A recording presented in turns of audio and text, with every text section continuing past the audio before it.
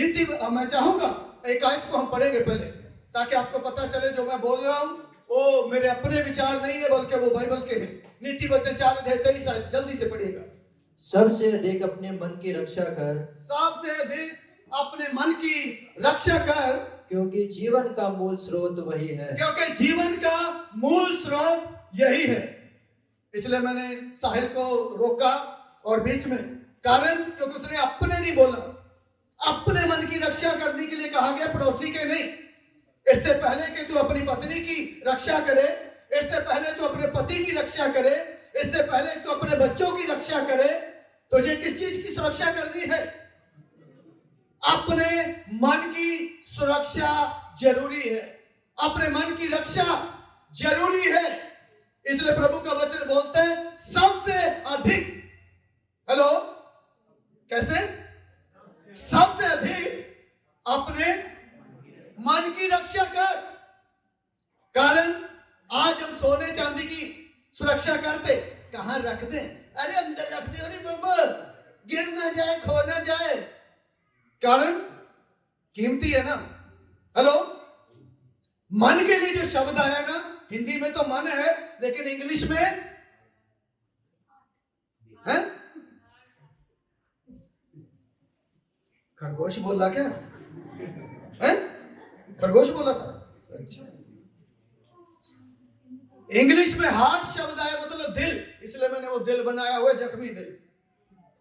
सबसे अधिक बोलो अपने दिल की रक्षा कर, क्योंकि गीत है ना, है अपना दिल तो आवारा नहीं,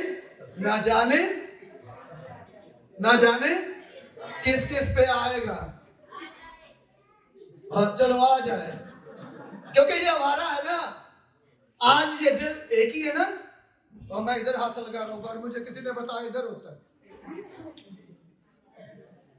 ये दिल आवारा है, इसलिए एक ही है ना। किसी के पास दो है? हाथ खड़ा करो जिसके पास 2, 3, 4, 5 है। इधर वाला डिपार्टमेंट इसको भी बोलेगा मैंने अपना दिल तुझे दे दिया, फिर 2 दिन बाद उसको बोलेगा, 3 दिन बाद उसको। अरे इतने कितने दिल है, तो सबको देखती फिर रही है? कितने दिल हैं?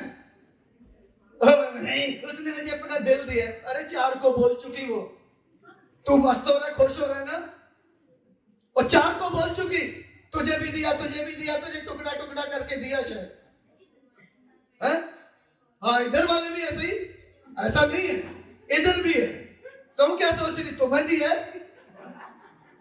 10 को बोल चुके हैं वो, तू खुश हो रही है, उसने मुझे अपना दिल दिया है।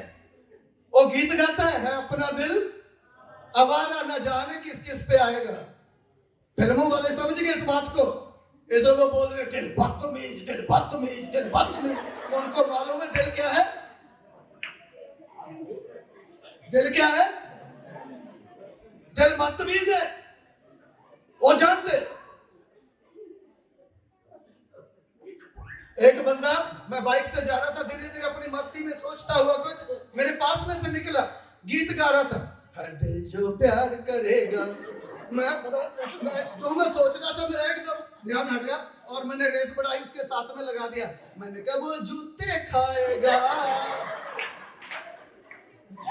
मैंने कहा जो प्यार करेगा।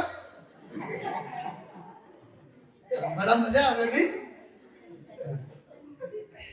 इसलिए प्रभु का वचन क्या बोलते हैं?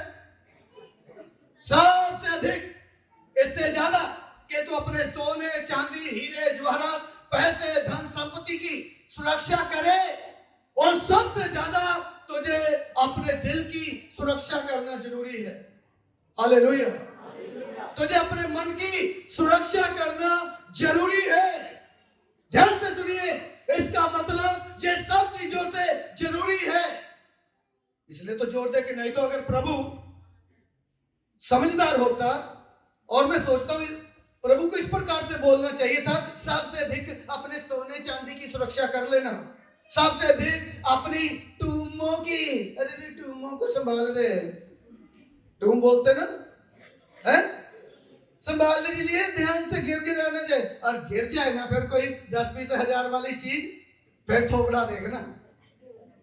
हेलो, और 10-20 वाली हजार की चीज कोई गिर जाए और ना मिले, 5-7 बार झाड़ू भी मार लिया है ना, सोफे के नीचे, बेड के नीचे, खाट के नीचे, सब देख लिया और ना मिले, फिर शाम तक इस थोपड़े का नक्शा देखना। नक्शा कैसे धीरे धीरे धीरे बदलता है। 10 मिनट में कुछ होगा, जैसे जैसे समय निकलता जाएगा, हेलो, चेहरा खुश होता जाएगा, नहीं कैसा होगा, चेहरा बदलता जाएगा। लेकिन प्रभु बोला उन सारी चीजों से बढ़कर तू अपने मन की सुरक्षा कर। क्यों बोला प्रभु ने अपने मन की सुरक्षा कर, अपने दिल की रक्षा कर? यिर्मयाह 17:9 जल्दी से पढ़िएगा, उंगली यहीं रखना, वापस आएंगे इधर। यिर्मयाह 17:9, जल्दी, बिना समय गवाए। मन तो सब वस्तुओं से अधिक धोखा देने वाला क्योंकि ये होता है। धोखेबाज है। हालेलुया। आप बोल रहे उसने मुझे दिल दे दिया, ओ दिल क्या है, बोलो, धोखेबाज है, सबसे अधिक धोखेबाज है, सारी चीजों से बढ़कर धोखा देने वाला है दिल, मन। इसलिए बोले इसकी सुरक्षा कर लो, क्योंकि ये धोखेबाज है। आज इस पे आएगा, कल उस पे आएगा, परसों उस पे आएगा, चौथे उस पे आएगा, इसलिए इसकी सुरक्षा कर लो। हेलो, क्योंकि ये धोखेबाज है। इसकी सुरक्षा करने के लिए बोला गया। मैं डिक्शनरी के अंदर इस शब्द को ढूंढ रहा था, रक्षा, सुरक्षा। जब मैंने डिक्शनरी में ढूंढा तो मुझे पता चला इस सुरक्षा का जो मतलब है वो है किसी चीज की देखरेख करना, किसी चीज को संभालना। लेकिन जब मैं और गहराई में और डीप गया तो मुझे पता चला इसका वास्तविक मतलब है नाकाबंदी करना। हेलो, क्या है? नाकाबंदी करना। नाकाबंदी समझते हैं? क्या होता जब पुलिस वाले नाका लगा के खड़ा होते, निकल जाएंगे क्या उधर से? क्या करेंगे वो?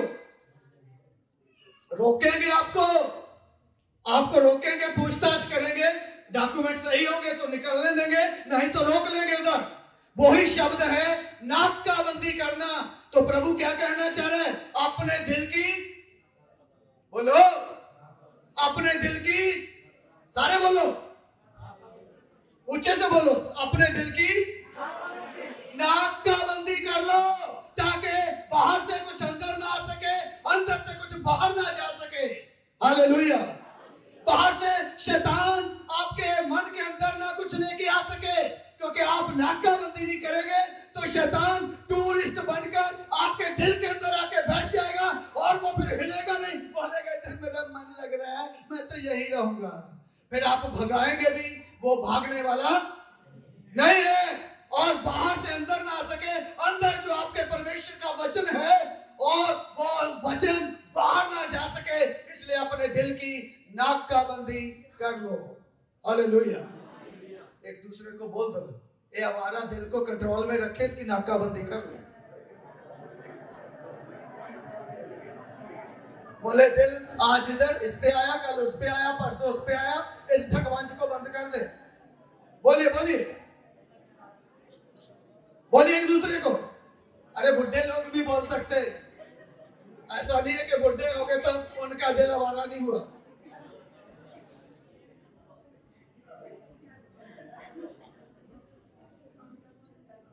क्या बोला है? अपने दिल पे कंट्रोल करो, नाकाबंदी करो अपने दिल की, अपने दिल की सुरक्षा करो, अपने दिल की रक्षा करो, क्योंकि जीवन का मूल स्रोत यही है। सारी बातें यहीं से निकलती हैं, यहीं से होती हैं। ये बहुत महत्वपूर्ण है। इसलिए बोला है सबसे अधिक अपने मन की सुरक्षा कर। आज हम सुरक्षा करना सीखेंगे। जो व्यक्ति अपने मन की सुरक्षा नहीं करता वो क्या जिंदगी में प्राप्त करता है, और जो अपने मन की सुरक्षा करता है उसे क्या मिलता है, और कैसे अपने मन की सुरक्षा हम कर सकते, कैसे अपने मन की नाकाबंदी हम कर सकते, ये बातें आज हम परमेश्वर के वचन से हम सीखने वाले हैं। लेकिन उससे पहले मैं आपसे पूछूं, कैसे सुरक्षा करते? एक चौकीदार कैसे सुरक्षा करता है? उसको चौकीदार को ठहराया जाता है, भाई आपने इस फैक्ट्री की सुरक्षा करनी है। कैसे करेगा वो? है जी? जोर से बोलिए। रात को बोलेगा अरे रात की ड्यूटी है, चल। रात तो किस लिए होती? कई लोग तो दिन में भी कम सोते, रात को भी सोते। उनको इतनी खुशी होती है, आज छुट्टी है, सोएंगे बस। दिन में देख लो, रात में देख लो, एक ही। पर रातों को तो जागते हैं, और रातों को कितने में जागते हैं? उनके ऊपर बहुत सुंदर दे रखे है हाथ में, उनकी कभी चादर उठा के देखना, समझे? जो रातों को जागते हैं उनकी चादर उठा के कभी देख लेना। चौकीदारी जो है हमारे सामने उदाहरण है, रातों को जागकर सुरक्षा करता है। तो अपने मन की सुरक्षा करने के लिए प्रैक्टिस करना जरूरी है। बिना प्रैक्टिस के जो है अपने मन की सुरक्षा नहीं हो पाएगी, कठिन मेहनत करना पड़ेगा। आर्मी को देख लो, बॉर्डर पे सुरक्षा करते हैं, वो क्या केयरलेस होते? क्या लापरवाह होते? कैसे करते बॉर्डर की सुरक्षा ताकि हम सुरक्षित रहें देश के अंदर? रातों को जागते हैं, चील की तरह आंख होती है उनकी, कोई बॉर्डर क्रॉस ना कर जाए, कोई आतंकवादी ना घुस जाए, कुछ और ना हो जाए, इसलिए चील की तरह चारों तरफ देखते हैं, हर समय जो है जागते रहते हैं। इसलिए सुरक्षा जो है जाग के, लापरवाही के साथ नहीं होती, केयरलेस होके नहीं होती। इसके लिए कुछ मेहनत करना पड़ता है, परिश्रम करना पड़ता है, तब जो है सुरक्षा होती है। और प्रभु वही बात यहां बोले, अपने मन की नाकाबंदी क्या कर ले, ताकि बाहर से कुछ अंदर ना आए, और अंदर से जो दिल में है परमेश्वर का वचन वो बाहर ना जा सके। आइए आज हम सीखेंगे उत्पत्ति की किताब 25 अध्याय। ध्यान से सुनिए। जो व्यक्ति नाकाबंदी नहीं करता अपने मन की, अपने दिल की, क्या होता है उसके साथ? और जो व्यक्ति नाकाबंदी करता है वो क्या प्राप्त करता है? उत्पत्ति 25 अध्याय में एक परिवार है, और उस परिवार में जब बच्चे पैदा हुए तो जुड़वा हुए। जान सकते, बता सकते हैं मुझे कौन है? जुड़वा बच्चे पैदा हुए उस परिवार में, याकूब और एसाव। थोड़ा सा फर्क है कुछ समय का, लेकिन जुड़वा है। सुनिए ध्यान से। एक का नाम याकूब है और एक का नाम एसाव है। याकूब क्या काम करता है? नहीं मालूम, पता नहीं। भेड़ बकरियां चराता है, खेती करता है, किसानी करता है। लेकिन एसाव जो है शिकारी बन गया, वो शिकार करता है। दोनों भाई ध्यान से सुनिएगा। और एक दिन एक भाई शिकार करने गया हुआ है जंगल में, बाहर से पूरा थका हारा टूटा हुआ वापिस आता है। और जब वापिस आ रहा है, थका हुआ है, टूटा हुआ है, हारा हुआ है, पूरी तरह से निराश है, भूख लग रही है, मरने पे है, प्राण निकल रहे हैं, और आता है सोच रहा है कहीं से कुछ मिल जाए। और जो व्यक्ति थका होता ना, हारा होता, निराश होता, वो व्यक्ति फिर सोचता है कुछ भी मिल जाए बस। हेलो, जो थक जाता, निराश हो जाता, हताश हो जाता, और थका हुआ व्यक्ति क्या सोचता है? कुछ भी मिल जाए। इसलिए कई लोग जो अपनी शादी से थक जाते, निराश हो जाते, वो फिर सोचते कुछ भी मिल जाए, अंधी गाड़ी सब बोलो सब कबूल है, क्योंकि थक गए ना, टूट गए। ऐसा नहीं है कि आपको ही कबूल है, इधर भी कबूल है। फिर लंगड़ा लूंजा, हेलो, सब कबूल है, क्योंकि थक गए, मिला नहीं, अभी तक हुआ नहीं कुछ। मेरे नॉलेज में एक व्यक्ति, उसने कम से कम 120 लड़कियां रिजेक्ट करी। जितनी लड़कियां उसको दिखाते गए, रिजेक्ट रिजेक्ट रिजेक्ट, कोई पसंद नहीं आई।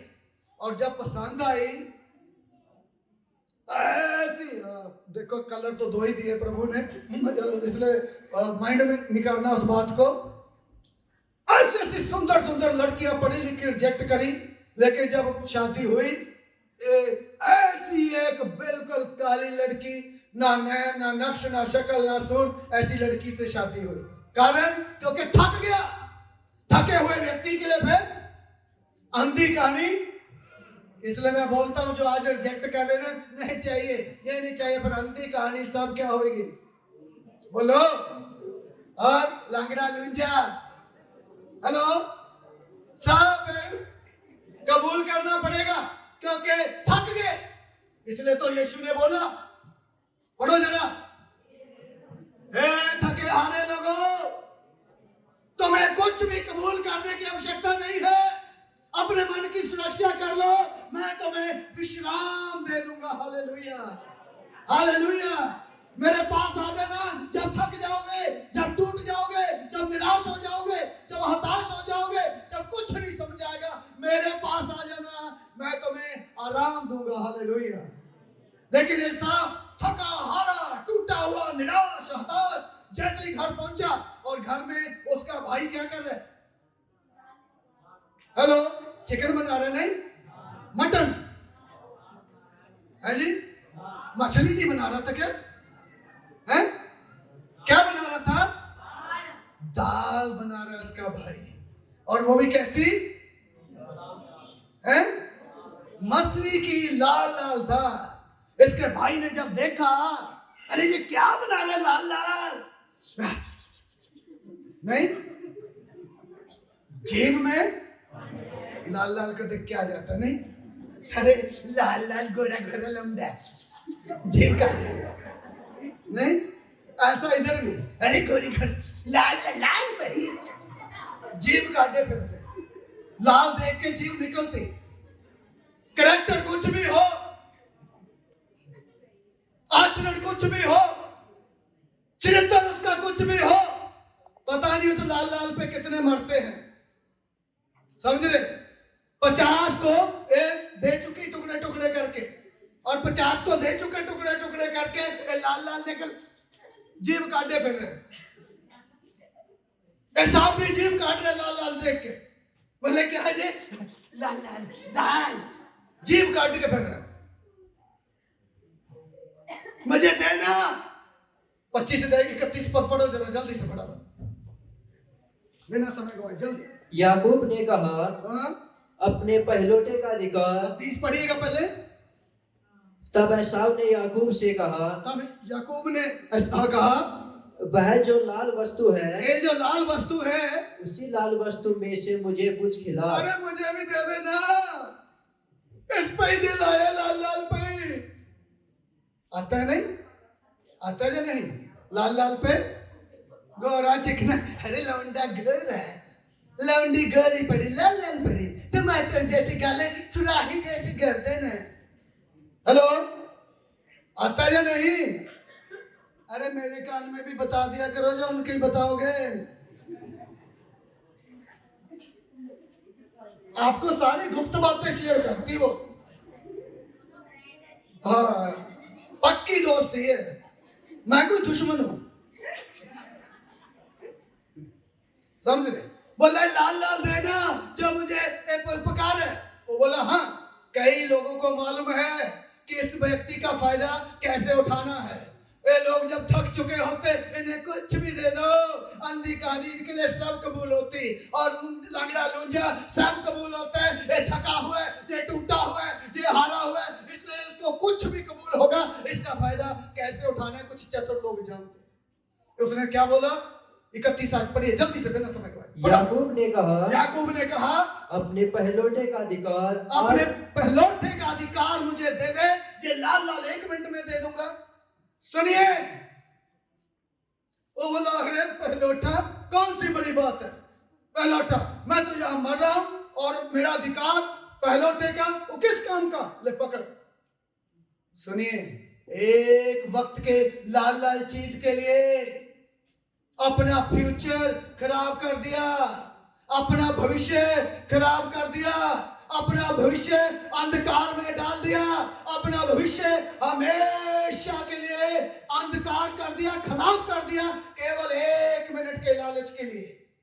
मुझे बताइएगा, अभी मैं बता आगे बढ़ने से पहले, क्या यदि एक वक्त या 1 घंटा लेट तक उसको खाना ना मिलता तो क्या हिसाब मर जाता? क्या 2 घंटे ना मिलते हिसाब मर जाता? क्या 4 घंटे भी लेट खाना मिलता हिसाब को मर जाता? क्या? लेकिन एक पल के सुख के लिए, एक पल के जिस्म की भूख के लिए उसने अपना सारा भविष्य अंधकार कर दिया। जीवन में कभी सुख मिला नहीं उसको।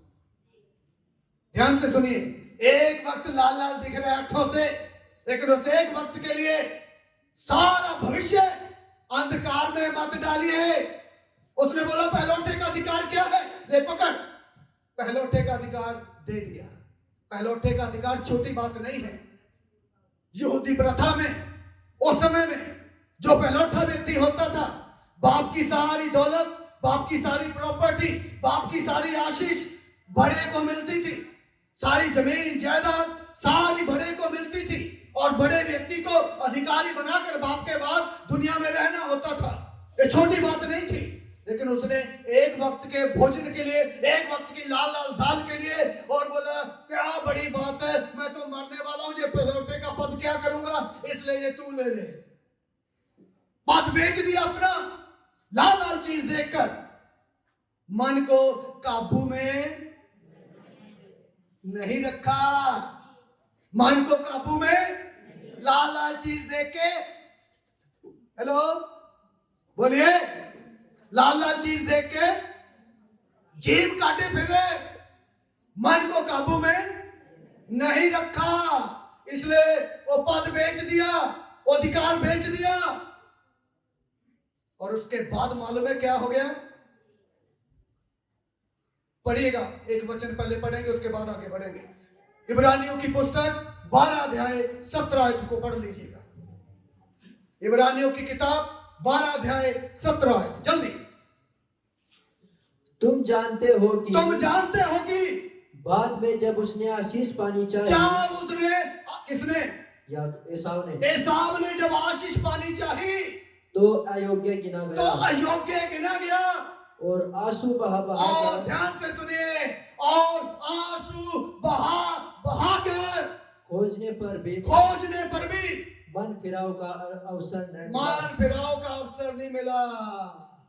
ध्यान से सुनिए, लिखे आंसू बहा कर प्रार्थना किया, प्रभु मुझे आशीष दे दे, प्रभु मुझे आशीष दे दे। प्रभु बोला नो, क्योंकि तूने अपने मन को काबू में नहीं रखा, तूने अपने मन की सुरक्षा नहीं की, तूने अपने मन की नाकाबंदी नहीं की। अब रोते रहे सारी जिंदगी, अब आंसू बहाता रहे, अब प्रार्थना करता रहे, अब उपवास करता रहे, लेकिन मेरी ओर से तुझे आशीष।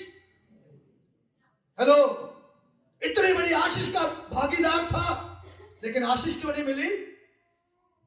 लेकिन आंसू बहा कर भी प्रार्थना की, लेकिन आशीष क्यों?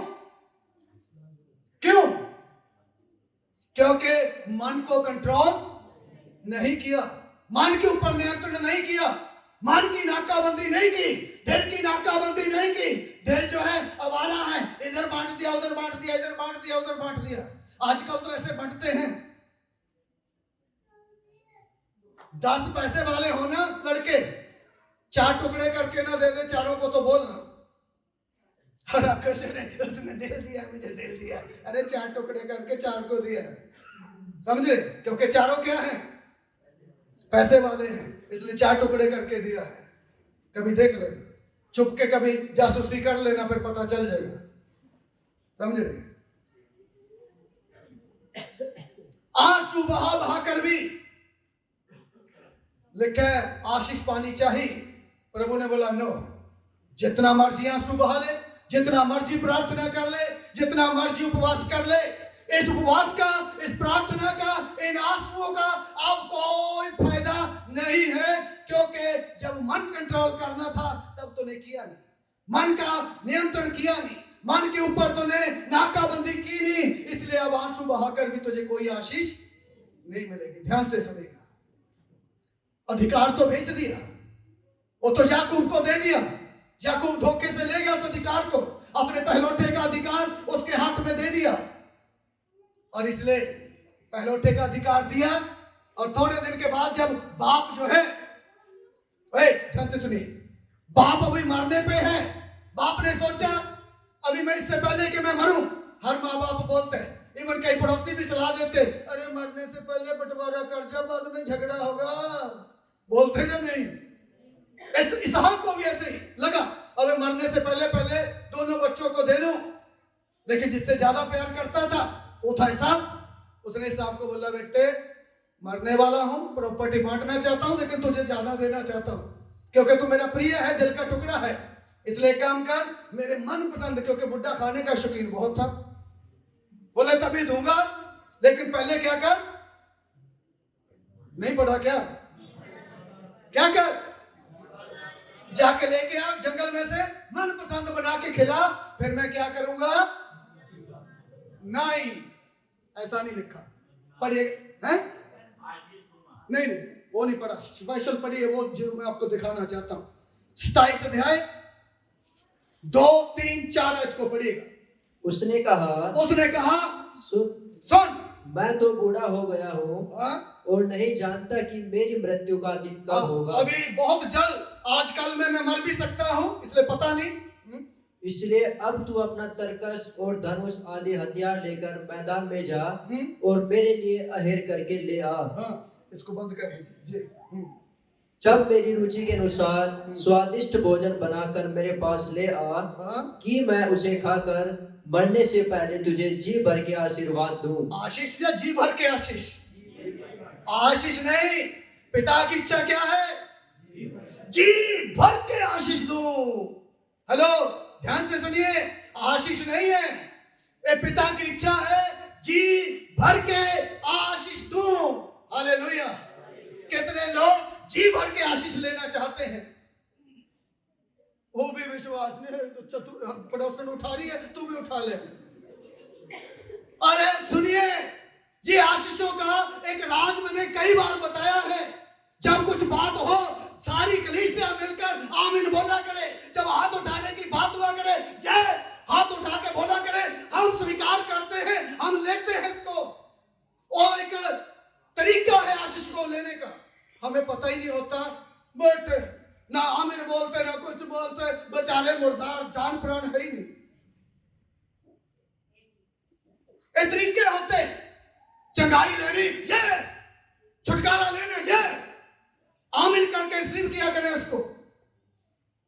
अभी मुझे बताइए, कितने लोग जी भर के आशीष लेना चाहते अपने बाप से? अरे इतनी देर में तो चिल्लाहट मच जानी चाहिए थी चर्च में। हाँ, मैं लेना चाहता हूं, मैं लेना चाहती हूं जी भर के अपने बाप से आशीष। मैं जब इस संदेश को पढ़ रहा था और तैयार कर रहा था, मैं अकेला था, मेरे पास कोई नहीं था। मैंने उसी समय बोलना शुरू किया, मेरे बाप, मैं जी भर के आशीष चाहता हूं तुझसे, मैं जी भर के आशीष चाहता हूं तुझसे। मैंने चिल्ला के प्रभु से बोलना शुरू किया अपने बाप से, क्योंकि उस बाप की इच्छा है वो हमें क्या करे, जी भर के आशीष दे। Hallelujah, hallelujah. ये बाप की इच्छा है, वो जी भर के हमें आशीष दे। लेकिन कौन लेगा? आमीन। जिसका मन के ऊपर कंट्रोल होगा, जिसने मन की नाकाबंदी की होगी, जिसका दिल आवारा नहीं होगा, जिसका दिल बदतमीज नहीं होगा, वो व्यक्ति परमेश्वर से जी भर के आशीष पा सकता है। हालेलुया। क्योंकि बाप देना चाहता है जी भर के आशीष, जी भर के आशीष। एसाव के लिए उसकी इच्छा क्या है? क्या है एसाव के लिए उसकी इच्छा? अरे एसाव, मैं तुझे जी भर के आशीष देना चाहता हूं। हालेलुया। लेकिन क्या मिली उसे? मिला क्या? पढ़िएगा मेरे साथ, क्या मिला उसे, जल्दी से फटाफट। 27 अध्याय का 30 आयत पढ़िएगा पहले।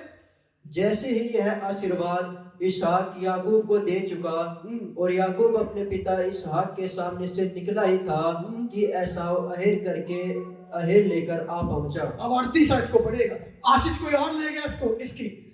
एसाव ने पिता से कहा, एसाव ने पिता से कहा, हे मेरे पिता, हे मेरे पिता, क्या तेरे मन में एक ही आशीष? क्या तेरे पास वही आशीष थी क्या? हे मेरे पिता, हे मेरे पिता, मुझको भी आशीर्वाद मुझे भी आशीर्वाद दे, मुझे भी आशीष दे। यो कहकर ऐसा फूट फूट कर रोया। हो यूं कहकर वो, हेलो, इब्रानियों 12:17 में हमने पढ़ा था, फूट फूट कर रोने से, आंसू बहाने से भी उसको आशीष नहीं मिली। वो अयोग्य गिना गया। बाप की इच्छा थी कि वो जी भर के आशीष दे। बाप की इच्छा थी जो कुछ भी उसके मन में आ रहा है बाप के, वो सब कुछ एसाव को दे दे, लेकिन एसाव प्राप्त नहीं कर सका।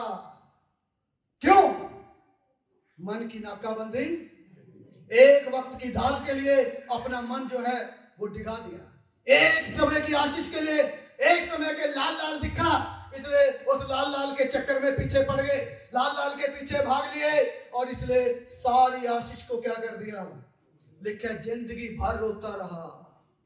मेरे भाई, मेरी बहन, बाप की इच्छा है वो जी भर के आशीष दे, लेकिन मन को कंट्रोल करने की वजह से, मन के ऊपर नियंत्रण ना करने की वजह से, मन की नाकाबंदी ना करने की वजह से, इस दिल के टुकड़े टुकड़े बांटने की वजह से, लिखा रो रो कर, आंसू बहाकर मांगनी चाहिए आशीष।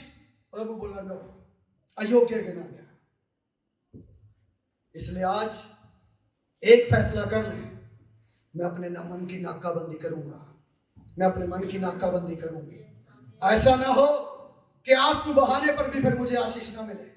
ऐसा ना हो कि रोने पर भी मैं परमेश्वर के सामने गिड़गिड़ाऊं और परमेश्वर मुझे ना बोल दे, मैं अयोग्य गिना जाऊं, मैं अयोग्य गिनी जाऊं। इसलिए आइए अपने सिर पर हाथ रखें एक बार, और आंखें बंद करके बोले, प्रभु मैं अपने मन की नाकाबंदी करना चाहता हूं, मेरे दिल की नाकाबंदी करना चाहता हूं। एक वक्त की आशीष के लिए प्रभु मैं वो आशीष नहीं खोना चाहता जो तू जी भर के मुझे देना चाहता है। प्रभु मेरी सुरक्षा कर, मेरी रक्षा कर, मैं कहीं भटक ना जाऊं, मैं कहीं बहक ना जाऊं।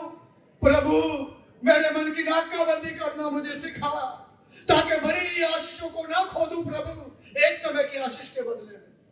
प्रभु मेरे ऊपर दया कर, प्रभु मेरे ऊपर कृपा। आमीन।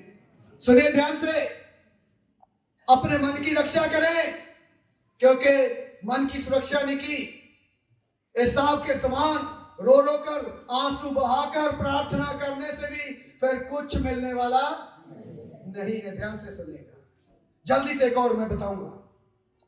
जो दुखी थी, लाचार थी, परेशानी में थी, लेकिन फिर भी अपने मन को डिगने नहीं दिया। याकूब तो ऐसा था जिसने एक वक्त की आशीष के लिए खत्म कर दिया सब कुछ। लेकिन एक ऐसी भी लेडीज है बाइबल के अंदर, दुख में भी, लाचारी में भी, गरीबी में भी, परेशानी में भी, समस्या में भी अपने मन की सुरक्षा करके रखी।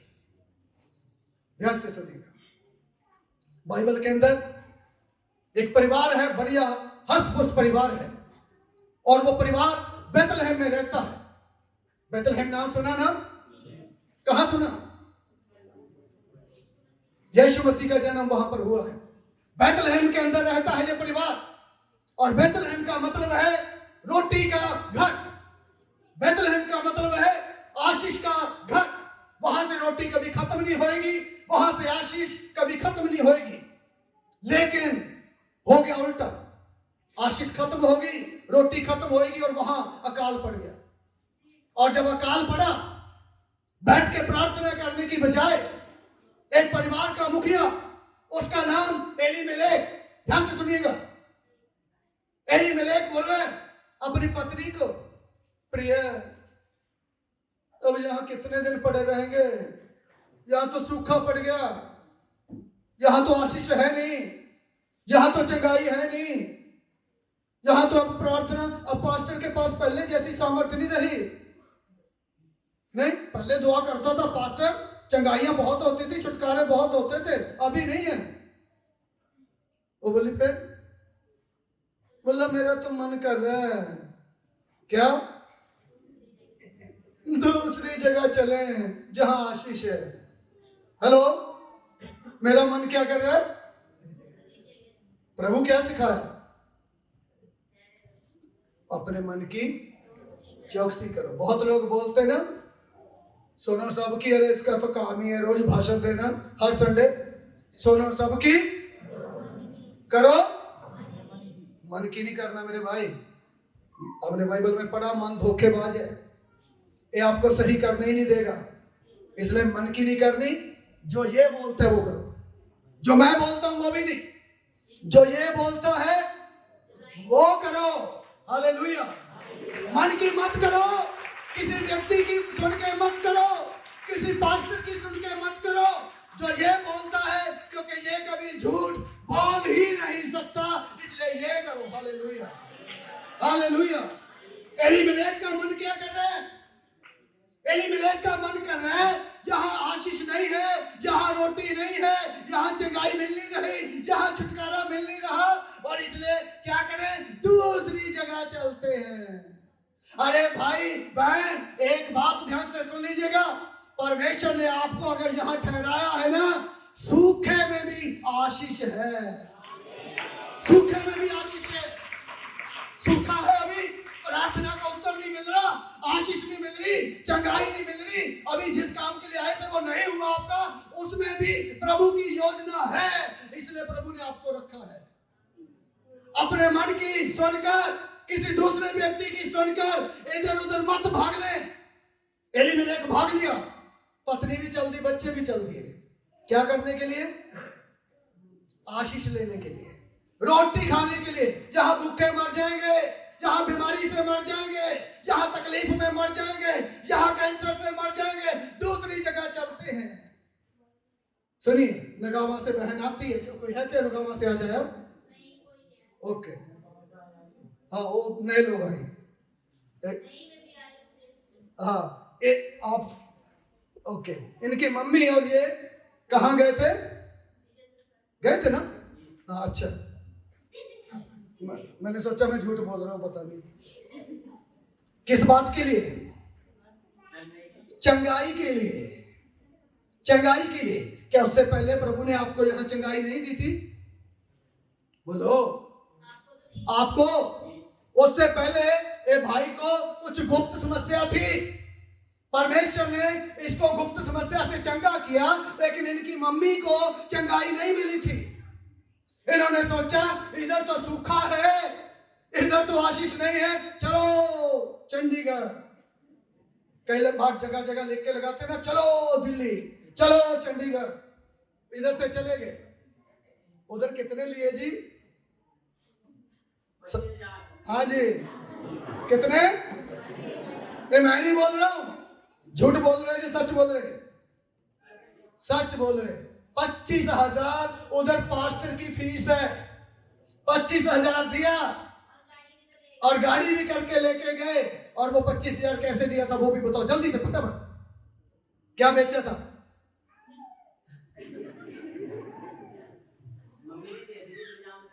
हाँ, उन्होंने अपना गले का सोने का लॉकेट बेच के दिया, इंतजाम करके नहीं खुला, बताओ, समझ रहे? 25,000 देके चंगाई मिली? चंगाई नहीं मिली, उल्टा 25,000 भी गया, सोने का लॉकेट भी गया, और इसलिए आते आते और बुखार हो गया।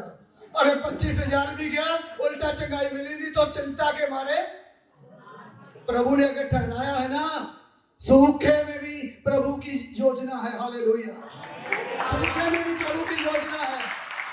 वो सूखा इसलिए है आपके विश्वास को परख सके, वो सूखा इसलिए है आपकी सहनशीलता को परख सके, वो सूखा इसलिए है आपके धीरज को वो देख सके, कितना धीरज आप रखते, कितना सहनशील आप हैं, इसलिए वो सूखा है। सूखे में मत भाग ले। इसलिए एलीमेलेक बोले, भाग्यवान, प्रिय, प्राण प्रिय, मेरा मन कर रहा है कहां चले? मोआब देश में चले। वो बोले आपका मन कर रहा है तो फिर मैं कौन होती हूँ रोकने वाली, चलो प्रिय चलते हैं। पत्नी ने भी हाथ पकड़ा, क्योंकि सुख दुख में साथ देने के लिए क्या करे? करे ना? उस दिन तो शादी वाले दिन तो जो कहलवाओ पटर पटर तोते की तरह बोलते, इसलिए चल दी साथ में, बोलते ना। बुलवाया तो दोनों से नहीं। इसलिए साथ चल दी।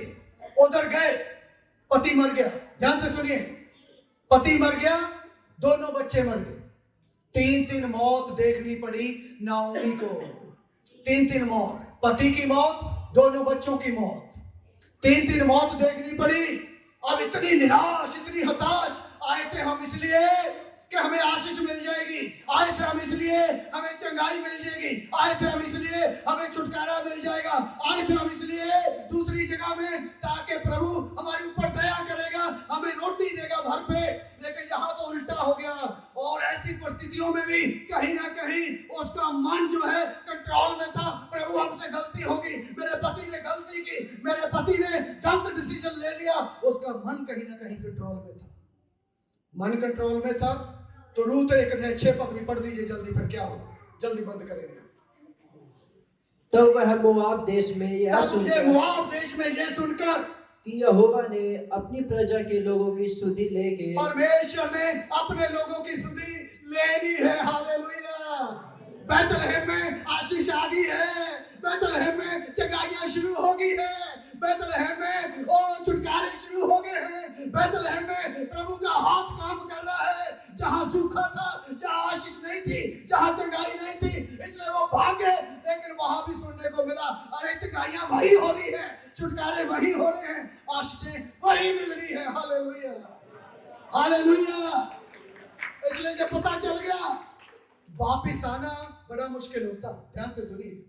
हेलो, एक बार कोई चर्च छोड़ के चला गया ना, वापिस आना, अरे पास्टर फिर मेरा थोबड़ा देखेगा, 4 सुनाएगा, नहीं, अरे आगे ना घूम फिर के ले लिया, मिल गई चंगाई, हो गया छुटकारा, नहीं। इसलिए वापिस आना मुश्किल होता है। इसलिए तो कई लोग आते ही नहीं फिर, क्योंकि मुश्किल होता है। लेकिन इसने बोला चाहे मुश्किल हो चाहे कुछ हो, मैं तो वापस बैतलहम के अंदर जाऊंगी। Hallelujah, hallelujah. मैं बैतलहम में वापस जाऊंगी। जबकि इसके लिए आसान नहीं था। आप क्या सोचते, लोगों ने इसके मन को बहकाने की कोशिश करी होगी, अरे कहां जा रही, अब तुझे इतने साल हो गए यहाँ रहते हुए मोआब के अंदर, यहाँ तुम्हारा इतना बढ़िया घर बार है, यहाँ तुम्हारे बच्चों की यादें हैं, तेरे पति की यादें हैं, क्या करेगी तू अकेली वहां जाके, पता नहीं इतने साल हो गए, तेरा घर बार वहां होगा भी या नहीं, किसी ने कब्जा कर लिया होगा, कुछ और बात होगी। यहाँ तेरा सब कुछ है, अच्छा घर बार है, इतनी मेहनत करके तुमने यहाँ घर बार बनाया, और तेरे बच्चों की यादें जुड़ी हुई, तेरे पति की यादें जुड़ी हुई, उनकी कब्रें यहाँ, कम से कम उनको देख के तू अपना मन हल्का कर लिया करेगी। क्या करेगी वहां जाके, 50 बातें। लेकिन उसने बोला मेरा मन कंट्रोल में है। हालेलुया। मेरा मन बहकने वाला नहीं है तुम्हारी बातों से, क्योंकि मैंने अपने मन की नाकाबंदी करके रखी हुई है। Hallelujah, hallelujah. इसलिए उनकी बात ना मान के अपने मन के ऊपर कंट्रोल करके जो है बैतलहम में आ गई। और बैतलहम में परमेश्वर ने उसे इतनी आशीष दी, उसके साथ उसकी एक बहू आ गई थी रूत, और रूत को परमेश्वर ने एक संतान दी।